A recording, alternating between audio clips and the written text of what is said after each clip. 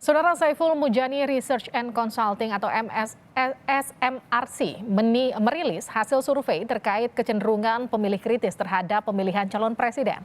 Ganjar Pranowo paling banyak dipilih responden kritis disusul Anies Baswedan dan Prabowo Subianto. Survei SMRC dilakukan pada 8 sampai 10 Februari 2022. Di kalangan pemilih kritis Gubernur Jawa Tengah Ganjar Pranowo dipilih 27,5% responden.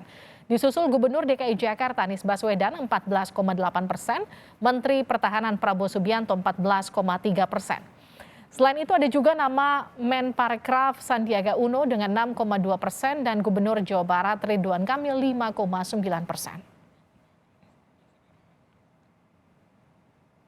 SMRC memprediksi Anies Baswedan akan semakin kuat elektabilitasnya di kalangan pemilih kritis. Anies punya kekuatan untuk bisa mengungguli Prabowo ke depan dengan modal dan dukungan pemilih kritis. Namun untuk Anies menghadapi Ganjar adalah soal lain karena kecenderungan pemilih kritis pada Ganjar lebih kuat. Indikator-indikator dari pemilih kritis kalau kita bandingkan kontestasi antara Prabowo dengan Anies itu lebih menunjukkan bahwa Anies unggul di kelompok pemilih kritis dan kita tahu bahwa sifat pemilih kritis yang lebih bisa mempengaruhi pemilih yang lain, lebih tidak mudah goyah, sehingga Anies setidaknya dia punya kekuatan untuk bisa mengungguli Prabowo ke depan dengan modal pemilih kritis atau dukungan pemilih kritis yang lebih tinggi dibanding Pak Prabowo. Tetapi saya kira untuk melawan Ganjar ini soal lain gitu. Karena kita lihat kecenderungan pemilih kritis pada Ganjar lebih kuat.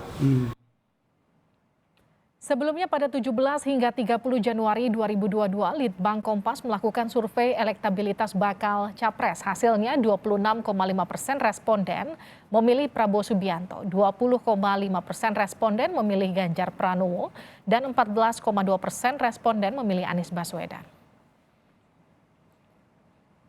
Saudara, SMRC melakukan survei elektabilitas bakal capres terhadap pemilih kritis. Apa yang membedakan pemilih kritis dengan pemilih lain? Seberapa besar pengaruhnya?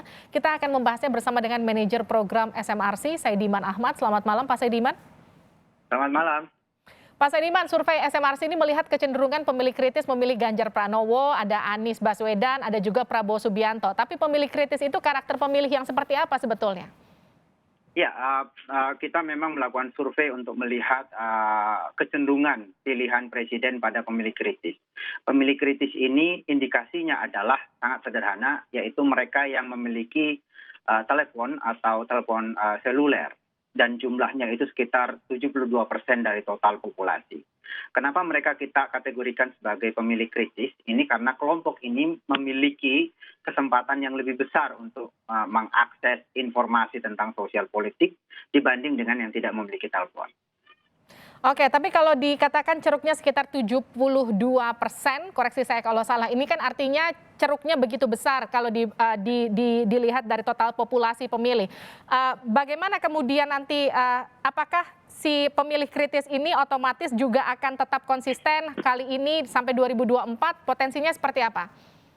Ya, kita melihat bahwa pemilih kritis ini kenapa penting kita survei secara spesifik adalah karena mereka memiliki karakter yang unik. Yang pertama itu adalah kecenderungannya, umumnya para pemilih kritis ini tidak mudah goyah di dalam pilihan. Dan mereka tidak gampang untuk dipengaruhi pihak lain. Bahkan sebaliknya, mereka lebih potensial untuk mempengaruhi kelompok pemilih lain. Itu yang kemudian menyebabkan bahwa tokoh-tokoh yang mendapat dukungan kuat dari kelompok pemilih kritis ini, kita asumsikan bahwa mereka akan memiliki kesempatan yang lebih besar, baik untuk mempertahankan dukungan maupun untuk memperlebar dukungan kepada seluruh publik pemilih Indonesia. Pak Saidiman, kan dari hasil survei SMRC juga menjelaskan bahwa ada ceruk dari pemilih kritis yang juga akan makin menguat untuk Anies Baswedan. Tapi kalau dibandingkan dengan Ganjar Pranowo, nanti dulu, karena Ganjar Pranowo ini menurut survei ceruk pemilih kritisnya lebih kuat karakternya dibandingkan dengan pemilih kritis versi Anies Baswedan. Kenapa dengan dua kepala daerah ini? Apakah karena memang ini berbanding lurus dengan kinerja mereka memimpin daerah atau seperti apa? Ya, betul. Kita memang menemukan bahwa Anies Baswedan dibanding Prabowo Subianto itu relatif lebih kompetitif di ceruk pemilih kritis ini.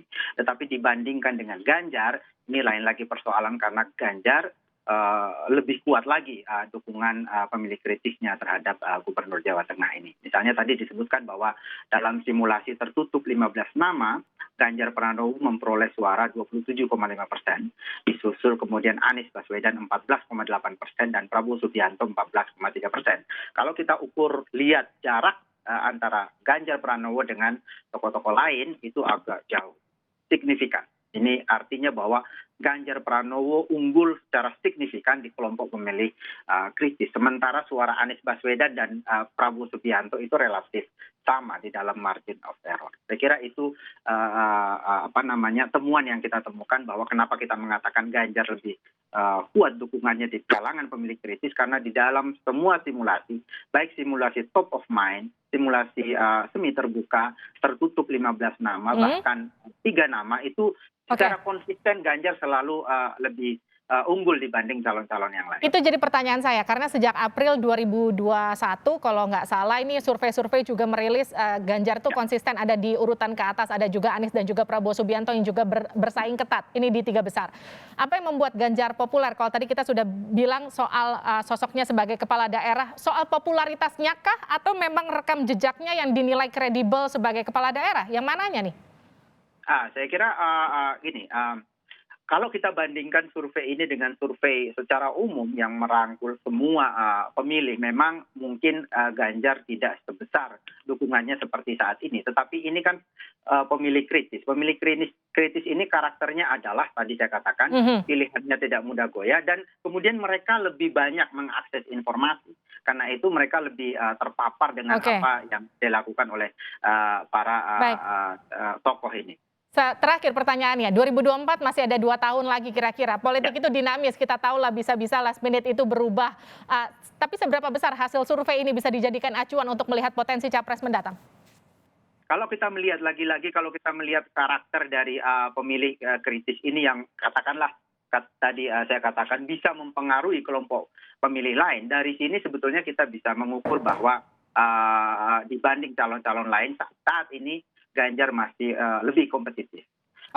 Itu tadi. Ya. Terima kasih telah bergabung bersama kami, manajer program SMRC Pak Saidiman Ahmad di Sapa Indonesia Malam.